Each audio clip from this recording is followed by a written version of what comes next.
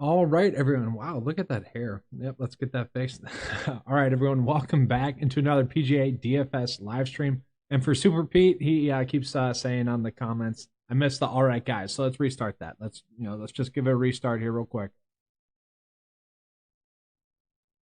All right, guys, welcome back into another PGA DFS live stream. This is the Bermuda Championship, and we're going to be getting into the fades, some of the values, and then we're also going to get into outright bets. Obviously, I can take your questions as they come in. Really, this is always the live stream for you guys. So, whatever questions you guys have come in, I'd be happy to help. Pretty simple live stream, I think, today. There's a lot of decent options. So, some of the questions that might be coming in are about players that are all shoulder shrugs. If you ask me about, I don't know, let me think of someone random, Bo Hogg, I'd be like, I could make an argument to play him. Sure. Chase Seifert, it's like, sure. Shoulder shrug players. I didn't end up on those guys, but they're players that I could see you guys ending up on. So that is kind of the week that we have. But that's just kind of, it is what it is. So just real quick before we get into that right bets, and I'll get into the fades as more people get in here. So, this is kind of the results from the outright betting card thus far over the last 3 tournaments, which is when I started doing the results database here. So, good stuff. 2 wins, 2 runner-ups, 5 top 10s.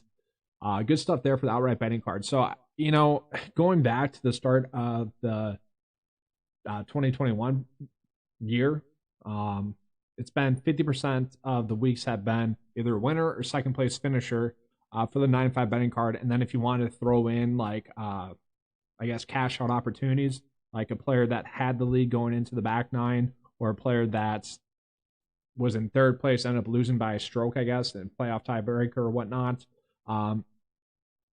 You could do that as well, and that'd be right around 60%. So golf is not a hard sport to predict. It's a hard sport to predict, like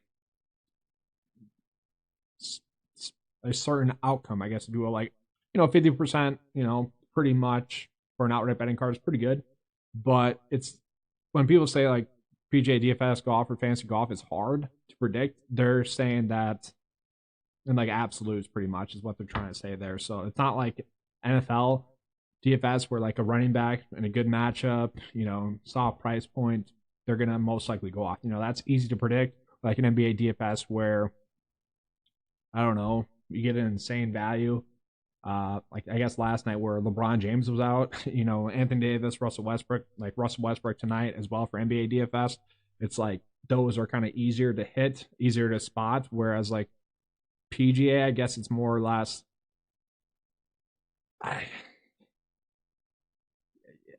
It's more or less like one shot could kind of ruin a round. And that's I think that's why people struggle to predict it, I guess, a little bit. But for the most part, like you can nail down a player pool. You can nail down a betting card week in and week out. So it's like one of those things where week in and week out it's gonna be good. So like looking at it, like let's just look at the betting or the player pool thus far over the last 3 weeks. So 57 players, 3 wins, 2 runner-ups, 15 top 10s, 26 top 25s, 9 missed cuts, average finish of 26 in those make cuts. So like we can see it's pretty, I wouldn't say easy to predict, but it's easier to narrow down the players that you should be on. So it is what it is, I guess. But my point that I'm trying to get at is that this week is going to be one of those weeks which are going to be a little bit harder to predict. Okay, it's the Bermuda Championship. We got a lot of players here where we just don't have enough significant data on to really make an educated decision on whether we should be playing them or not. I'm going to pull up the cheat sheet here. We can see there's just a lot of like decent plays. I go back to like Seabaz, Mito, Patrick Reid. Those are all good plays, but like you can't really differentiate from them at all because they're all kind of quality plays. They all should do well. Whereas someone like Hayden Buckley and Chad Ramey, those guys are a little bit more question marks because we haven't seen that much of them. A smaller sample size makes a little bit more higher variance. So that's where it becomes a little bit more difficult to predict, I guess, if you will. So this is a week where I guess you could be a little bit safer with known values, I guess, if you will, like Seabaz, like Mito. You could go with those guys, like Mark Hubbard. That's kind of why I like him. But then again, you got Nick Hardy right there as well. So very interesting week there. I'm going to get into a couple of the outright bets here, and then I'll get into the ownership fade. So I'm going to pull up the write-up because I posted this on there. So we'll do that real quick here. Remember, if you guys have any questions, make sure to get those in. And it is kind of crazy. So the one thing I find crazy about like this week in fantasy golf is that like it's not a big week for fantasy golf, I guess. I can see like on the YouTube like dashboard and like click-throughs and views and whatnot, watch time. People don't really care about the Bermuda Championship, which is like, all right, good. Like this should be a week that we can dominate. This can be a week that we take down the GPP because there's less people paying attention to it. And you can really take advantage of that. And I really don't get it. I get that there's NBA, there's hockey, new season starting up. We got MLB playoffs going on, and then the NFL season. I get it why like less people want to play it, and the names in this are not as big. But that's typically when you can gain the biggest edge. Like this is where you get the biggest edge is when it's no names in the field and you have to actually do the research. There's not just plays staring you right in the face. So I don't know. I get excited for these tournaments like this. But just looking over the betting card here real quick. You got Mito, Danny Willett, and Danny Willett was very interesting. I kind of want to highlight this for you guys. So he's a player that's in like PGA DFS. I don't exactly love him. This is where early season DFS gets a little interesting. So Danny Willett, I think, is a much better outright bet than I do a DFS play. Kind of reminds me of Matthew Wolff, I guess, what was it, 3 events ago now, where, you didn't exactly want to trust him at his price point in DFS that week, but he had been coming off of one good week. He was someone that you kind of just wanted to roster, or not roster. It was kind of someone that you didn't want to miss out on. So a good way to do that, to make sure you're not missing out on him, is to play him to use him in your outright betting card. And that's kind of how I feel about Danny Willett. It's like I could see the stars aligning for him to like go out and win. Obviously, Mito, pretty much the best staff in the field. And then Nick Hardy and Mark Hubbard. I just call it kind of trusting your gut, but I like the upside with Mark Hubbard, but I also like the safety with him. And then Nick Hardy, I kind of brought this up a few times this week. With Ramey and Buckley, they're kind of the same play as like Nick Taylor. So it was like Taylor Pendrith, or not Nick Taylor, Nick Hardy. So it's like, why not just pay down for Nick Hardy? Pretty much the same play at a lower price point. And that's kind of the problem with this week as well, is that we have a lot of similar plays at like just different price points, which is kind of strange to me. And then Cameron Pierce, everyone knows I like him. And surprisingly enough, guys, I'll pull this up here now on the ownership leverage page. Let me get there. Ownership tab. Boom. I'm going to pull up Cameron Piercy. I'll scroll down. Cameron Piercy, 7% projected ownership. Pretty nice leverage rank that you can get on him for a guy that, rated out pretty well in the model. Has a 61% chance to make the cut. Obviously, still not elite. You don't love the only 61% chance to make the cut, but given the price point, that is something that I do love. And, we can get some nice ownership leverage on him because he's kind of getting disrespected by the rest of the PGA DFS community. So I really like him.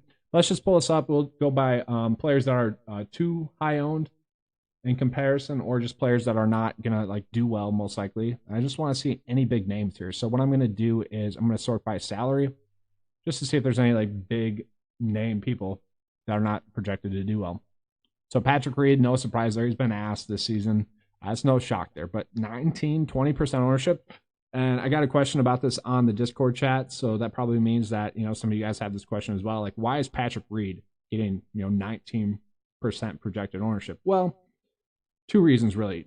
People really like to chase regression, so people expect Patrick Reid, world-class player. They expect him, come back to his mean and play well. And normally when a player like him does that, I guess like Ricky is a good example, had been playing horrible, and then all of a sudden just one big week almost won.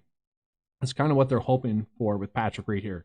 But then that being said, I could pull him up here on the player profile. You guys will be able to get a good picture of why people might be liking Patrick Reid a little bit more. So Patrick Reid, here we go. We can see green type Bermuda greens, best putting surface. That's good. Course style, seaside courses, really strong there. And then course length, really strong on short tracks as well. So I think people are seeing that, and they're just kind of ignoring how bad he's played. And just like, hey, this is a course where, yes, he should play well. And honestly, he probably should have been the highest priced player in the slate. So some people are probably seeing that and like, okay, good, I can take advantage of that. let's get on some Patrick Reid. I think that's what people are doing this week with him. And then I'll go back down or get back into some of the ownership leverages here.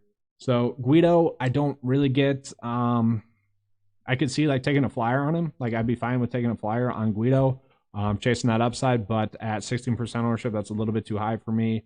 Adam Hadwin, that's really crazy to me. Don't really get that. Not the best win player either, Adam Hadwin. So, you know, it's supposed to be windy on Friday, and that's kind of, let's get that fixed. Whoa. Adam Hadwin, yeah, just not the best win player. So kind of shocking that in a tournament that's supposed to have really wind affect the tournament on Friday or Thursday, I should say, I guess. It's kind of weird that Adam Hadwin's getting that high of ownership. Pretty shocking to me there. Matthias Schaub, not too worried about him. Matt Fitzpatrick, kind of crazy. I expect that number to go down. People are not going to be on him that much as the week goes on, I don't think. But let's see here. And then just players that are going to be undervalued as well. So Harry Hall, Jim Nost, they're just kind of up there that high because, well, small sample sizes is pretty much the issue with those two. Those guys are really popping up just due to small sample sizes on the year. Thomas Dietrich, I actually don't mind as price points. You could get some nice leverage on him. But where I really think that this tool is accurate right now is going to be with Hayden Buckley, Seabass, and, you know, even Taylor Pendrith. Not getting that much respect for a guy that it has just been a cut maker. Okay, I fully expect Taylor Pendrith to make the cut. You know, only 7% ownership for a guy that's going to make the cut at that price point range. I guess the worry with him is that he doesn't have that much upside. And then one interesting thing here about Christian Bazoonhout, Seabass, is that his leverage rank has actually changed from this morning.